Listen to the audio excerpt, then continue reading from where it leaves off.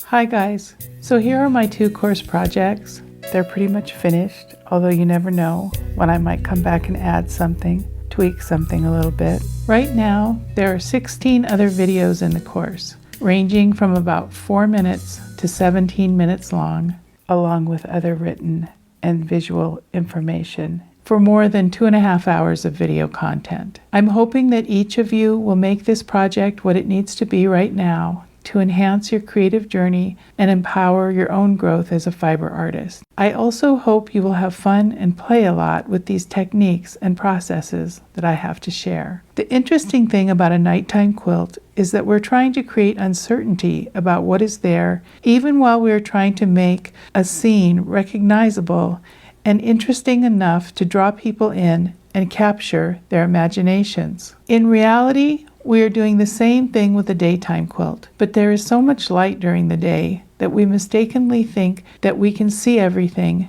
and that we know what everything looks like. I hope you'll join me using every trick we can find to create our nighttime quilts, but if not, thank you for watching. I hope to see you on YouTube and the internet. Thanks.